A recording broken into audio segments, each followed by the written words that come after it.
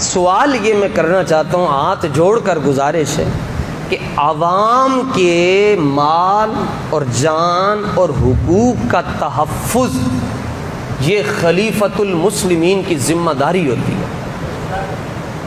خلیفہ سے مراد آپ حاکم لے لو، عوام کے مال جان اور حقوق کا تحفظ یہ خلیفۃ المسلمین نے کرنا ہوتا ہے۔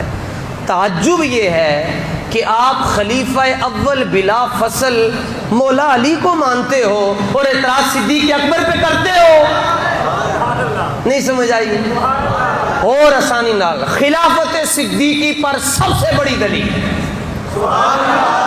سب سے بڑی دلیل خلافت صدیقی پر یہ ہے کہ سیدہ طیبہ طاہرہ حضرت سیدہ فاطمہ الزہرا رضی اللہ تعالیٰ عنہ اپنے شوہر نامدار حضرت مولا علی کے ہوتے ہوئے صدیق اکبر کی بارگاہ میں گئیں۔ وہ ان کا جانا ہی اس بات کی دلیل ہے کہ صدیق دا پہلا نمبر کا تشریف لے جانا اس بات کی دلیل ہے کہ آپ بھی کہتی تھی کہ خلیفۃ المسلمین وہ سیدنا ابو بکر صدیق رضی اللہ عنہ۔ کہتے نہیں یہ بات نہیں جی۔ میں نے کہا چلو آگے۔ کہتے ہیں جی پھر بھی غصب ہوا ہے جی۔ میں نے کہا علی پاک کا تعارف کیا؟ کہتے ہیں شیر خدا، اللہ کے شیر ہیں۔ میں نے کہا ہو خدا کا شیر اور یقیناً ہے، اور ساتھ ہو مشکل کشا، ہمارے تو ہیں جناب، ان کے نہیں ہیں کیونکہ ان سے تعلق ہی کوئی نہیں، ان کا شجرہ ہی منفصل ہے، منقطع ہے، متصل ہے ہی نہیں، ہمارے تو مشکل کشا ہیں۔ ہاں وہ شیخ پورے کے اندر وہ ایک مولوی صاحب دوسری پارٹی کے تھے تو انہوں نے سن لیا جی کوئی بندہ جو ہے وہ مولا علی کو مشکل کشا کہتا ہے، کہتے ہیں شرک ہو گیا، مشکل کشا صرف اللہ ہے، علی مشکل کشا نہیں۔ وہ کہنے لگے نہیں یار میں کتابوں پر نہیں پڑھی ہیں لیکن اپنے بابیوں کو بیٹھو تو کہتے ہیں علی مشکل کشا ہے، تے علی حاجت روائے، علی جو چاہے کر سکتا ہے۔ تو مولوی صاحب وہ بچے نو کہنے لگے، بابا جی کہنے لگے جی اگر علی سچا ہے مشکل کشا ہے تو سب کچھ کر سکتا ہے تو پھر میری لت پن کے دسے۔ بابا موج چ آ گیا، غصے چ آ گیا، ڈانگ کھول سی تے بابے نے ڈانگا مار کے دوویں پن چھڈی۔ وہ کہے میں تو کیا سی کہ علی پن کے بکھائے، وہ کہے چلیا اے علی نو چھوٹے موٹے کماں واسطے نہیں بلائی دا، اے چھوٹے موٹے کام تے علی دے ملنگ بھی کر دیندن، علی نو ادو بلائی دا جدو خیبر دا دروازہ ٹکڑا ہوئے۔ آج مشکل کشا مانتے ہو؟ کہتے ہم مانتے ہیں۔ تو میں نے کہا کہ خاتون جنت جو آپ کی زوجہ بھی ہیں، ساری امت کی مشکلیں مولا علی حل کرتے ہیں تو اپنی بیوی کی نہیں کریں گے؟ اور ایک باغ کا مسئلہ تھا تو مولا علی نے یہ نہیں کہا جی میں یہ مشکل حل کر دیتا ہوں کہ میری زوجہ کو جانا ہی نہ پڑے۔ اگلی بات کہتے ہیں تینوں خلیفوں نے، صدیق اکبر، فاروق اعظم، عثمان غنی، ان تینوں نے آل رسول کو ان کا حق نہیں دیا۔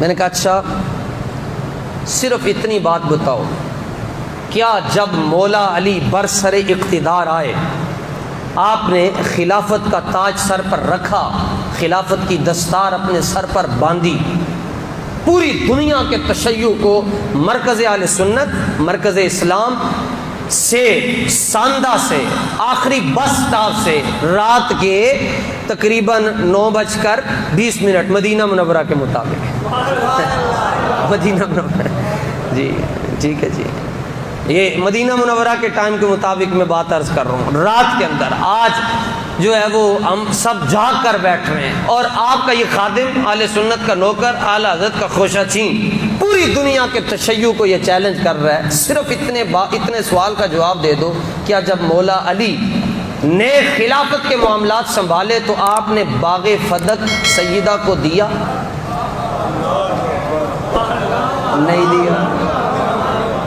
پوری دنیا کے تشیع کو چیلنج ہے، نہیں دیا۔ امام حسن مجتبی آئے، نہیں دیا۔ جو اعتراض تینوں پر کرتے ہو وہ دو پر بھی ہو گیا، جو دو کا جواب دو گے تینوں کا جواب خود بخود آ جائے گا۔ اگلی بات آپ کے لیے، جاگتے بیٹھے ہو نا جی، وراثت کہتے ہیں یہ وراثت تھی آقا علیہ السلام کی، تو یہ سیدہ کا حق تھا، دینا چاہیے تھا۔ میں نے کہا کیا وراثت صرف اولاد کو ملتی ہے یا بیویوں کو بھی ملتی ہے؟ ٹھیک ہے وراثت بتائیں جی صرف اولاد کو ملتی ہے یا بیویوں کو بھی ملتی ہے؟ قرآن مجید کا تقریباً سب سے مشکل رکوع ہے یوصیکم اللہ فی اولادکم للذکر مثل حظ الانثیین، اس میں تو اللہ تعالیٰ نے بیویوں کا بھی ذکر کیا ہے، اولاد کا بھی ذکر کیا ہے۔ تو وراثت تو جہاں بیٹی کو ملتی ہے وہاں بیوی کو بھی ملتی ہے، دوسرے ورثاء کو بھی ملتی ہے۔ سوال یہ ہے کہ اگر یہ باغ فدق وراثت تھی تو اگر سیدہ فاطمہ الزہرا رضی اللہ تعالیٰ عنہ کو نہیں ملا تو کیا سیدہ عائشہ کو ملا ہے؟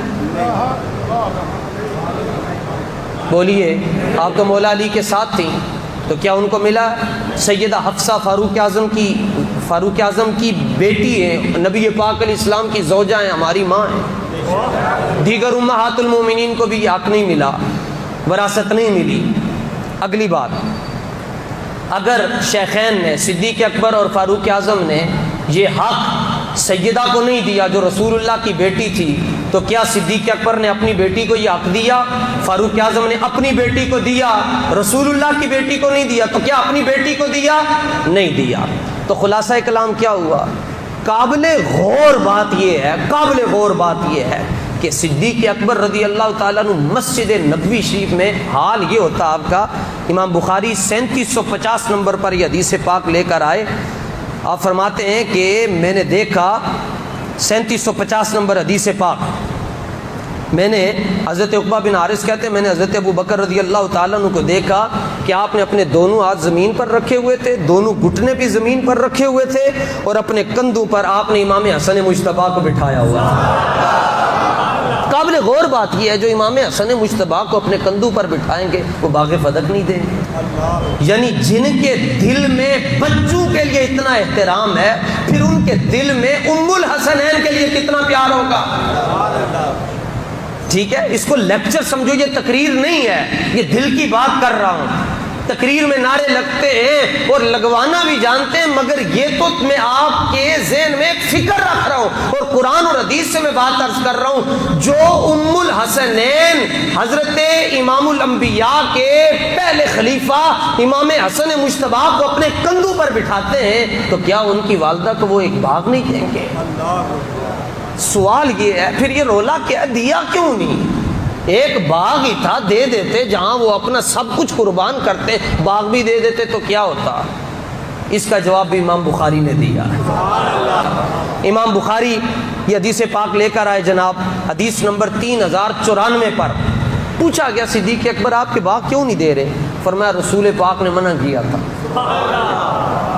کہا جی کیا جملہ کیا ہے؟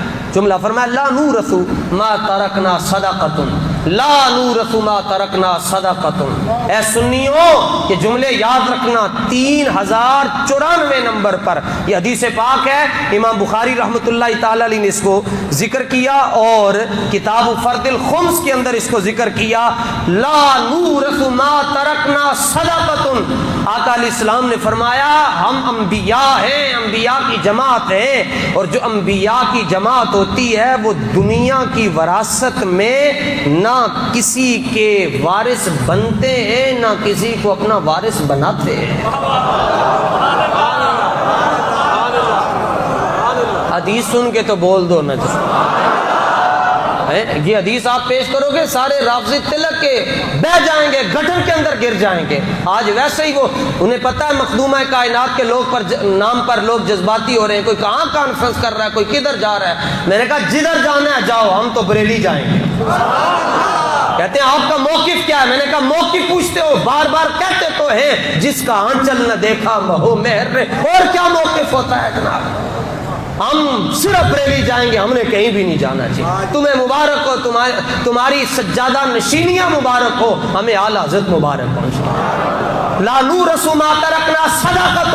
آقا علیہ السلام نے فرمایا جو کچھ ہم چھوڑ کر جاتے ہیں وہ امت کے لیے صدقہ ہوتا ہے، امت کے لیے صدقہ ہوتا ہے۔ سنیوں یہ وہ مجبوری تھی جس کی وجہ سے حضرت ابو بکر نے آل رسول کو یہ باغ فدق نہیں دیا، یہ وہ مجبوری تھی جس کی وجہ سے حضرت عمر نے یہ مسئلہ حل نہیں کیا، یہ وہ مجبوری تھی جس کی وجہ سے حضرت عثمان نے یہ مسئلہ حل نہیں کیا، یہ وہ مجبوری تھی جس کی وجہ سے مولا علی نے آل رسول کو باغ فدق نہیں دیا، اور یہ وہ مجبوری تھی جس کی وجہ سے امام حسن مجتبی نے کہا ساری دنیا قربان کر دیں گے لیکن مصطفیٰ کے فرمان کے آگے ہم کوئی بات نہیں سنیں گے۔ صحابہ کے بارے میں غور سے سنا کرو، اور جب صحابہ کا معاملہ ہے حضور نے فرمایا امسکو، چپ ہو جایا کرو، غور نال گل کریا کرو۔ کہا جی کیوں چپ ہونے کی وجہ کیا ہے؟ آقا علیہ الصلوۃ والتسلیم نے فرمایا 539 نمبر شفا شریف میں حضور نے ارشاد فرمایا من حفظنی فی اصحابی ورد علی الحوض، فرمایا جس نے میرے صحابہ کی عظمتوں کا خیال رکھا حوض کوثر پر وہ میرے پاس ہوگا۔ اگلی گال یہ تشیع کو سناؤ، فرمایا ومن لم یحفظنی، اور رافضیوں کو سناؤ ومن لم یحفظنی فی اصحابی لم یرد علی الحوض ولم یرانی الا من بعید، فرمایا جس نے میرے صحابہ کی عظمت کا خیال نہ رکھا وہ حوض کوثر تو بڑی دور کی بات ہے، وہ قیامت والے دن مجھے دیکھ بھی نہیں سکے جس نے میرے صحابہ کی عظمتوں کا خیال نہ رکھا۔ اور پار کیسے جائیں گے؟ حضرت شفا شریف یہ حدیث پہلی بار میں نے مدینہ منورہ میں بیان کی، امیر حمزہ کی بارگاہ میں بیان کی، فرمایا حب آل محمد جواز علی الصراط، فرمایا پل صراط پر تلاشی ہوگی، ہر بندے کے پاس ایک پاسپورٹ ہوگا اور ایک خاص جملہ ہوگا، جس کے پاسپورٹ پر وہ جملہ لکھا ہوگا اس کو پار جانے دیا جائے گا۔ پاسپورٹ میں لکھا ہوگا 10 سیدہ زہرا کا نوکر ہے یا نہیں ہے،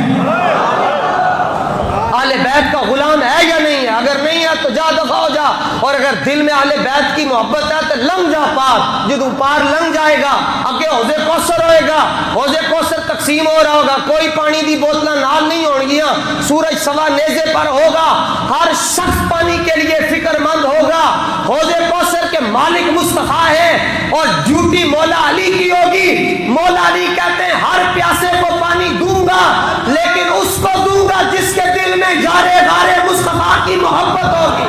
امام زین العابدین رضی اللہ تعالیٰ عنہ کے پاس ایک ماتمی آ گیا، کہنے لگا کہ ما کان منزلۃ ابی بکر و عمر من النبی صلی اللہ علیہ وآلہ وسلم، دیکھو یہ آپس میں کیسے کہ ان کا اتحاد کیسا ہے آپس میں، یہ کیسے جڑے ہوئے ہیں آپس میں۔ کہنے لگا حضرت ابو بکر اور حضرت عمر کا مقام رسول اللہ کی بارگاہ میں کیا تھا؟ ما کانا، کیا تھا؟ بات کر رہا ہے علی مولا مشکل کشا کے بیٹے سے، فاطمی سید سے بات کر رہا ہے جن کے صدقے سے پوری کائنات میں آج سادات چل پھر رہے ہیں، سارے سادات حضرت امام زین العابدین سے آگے چلے ہیں، کیونکہ واقع کربلا میں صرف آپ بچے ہیں، باقی تو سب شہید ہو گئے، حضور کی نسل مبارک آپ سے چلی۔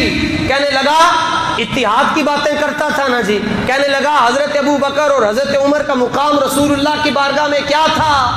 آپ نے فرمایا مدینہ شریف گیا ہیں؟ کہنے لگا گیا لیکن اندر جانے دی اجازت کوئی نہیں، کہ اندر تے جا نہیں سکتے، موزی باب السلام سے اندر نہیں جا سکتا، شاید کہ اتر جائے تیرے دل میں میری بات، انداز بیاں گرچہ شوق نہیں ہے شاید کہ تیرے دل میں اتر جائے میری بات، باب السلام سے اندر موزی نہیں جا سکتا جی، موزی دا تو پتہ چلنا سارے نو ہونا چاہیے نا۔ کہتے ہیں بس جی 10 دن جو ہے وہ سبیل لگا لو، ماتم کر لو، تو ہم غم حسین، ہم حسینی ہیں۔ میں نے کہا حسینی بننے کے لیے 10 دن سبیل پلانا ضروری نہیں ہے، حسینی بننے کے لیے صدیق اکبر اور فاروق اعظم کا غلام بننا پڑتا ہے۔ آپ نے فرمایا جاتے اندر سکتے نہیں؟ اچھا کیوں نہیں جا سکتے جی؟ کیونکہ وہ روکتے تو نہیں ہیں مدینہ شریف والے کسی کو اندر جانے سے، انہوں نے سرکار نہیں جان دیتے۔ کیوں نہیں جانے دیتے؟ فرمایا جب غار ثور میں صدیق اکبر تھے، میں آرام کر رہا تھا، تو صدیق نے ادھر موزی نہیں آنے دیا، ہم مدینے میں نہیں آنے دیں گے۔ ذلت میں آپ باہر سے ہو کر واپس آ جاتے ہیں۔ تو حضرت امام زین العابدین نے تعریف فرمائی، فرمایا گئے ہو؟ کہنے لگا جی جی، فرمایا اندر تو نہیں گیا ہوئے گا؟ کہنے لگا نہیں جی، لیکن تسی دسو میرے گل شاید سمجھ آ جائے۔ آپ نے فرمایا ما کان منزل، اس نے پوچھا حضرت ابو بکر اور حضرت عمر کا مقام رسول اللہ کی بارگاہ میں کیا تھا؟ جواب سنو اور علم کی بلندیاں دیکھو امام زین العابدین رضی اللہ تعالیٰ عنہ کی. آپ نے بڑے معصومانہ لہجے میں فرمایا منزلتہما الساعہ، پوچھتے ہو کیا مقام تھا؟ فرمایا جو اب ہے. جناب اس نے، میں سوال کروں گا اس کا، آپ نے جواب دینا امام زین العابدین کا، ٹھیک ہے؟ سمجھانے کے لیے سبق جو پڑھ رہے ہیں. اس نے پوچھا کہ صدیق و عمر کا کیا مقام تھا؟ آپ نے کیا جواب دیا؟ نہیں انج کر کے نہیں، فرمایا جو اب ہے. پتہ تے چلے کسی دی طرف پنج اٹھیاں نے اور پنجتن کے غلاموں کدی یہ پنج کسی والوی تے کریا کرو. ساری زندگی کھاتے رہے ہو اور نمک حلالی بھی کرے، نمک حلالی بنو. دشمن دے سامنے تقریریں نہیں کیتیاں جاندیاں، مکے دسے جاندے نے. اس نے کہا کیا مقام تھا؟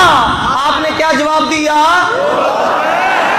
میں لگتا آدھے وچ مفلوج تو نہیں بیٹھے، ہاتھ چک کے کہو پوچھا کیا تھا؟ جو ہے انہوں پھر بھی سمجھنا آئی.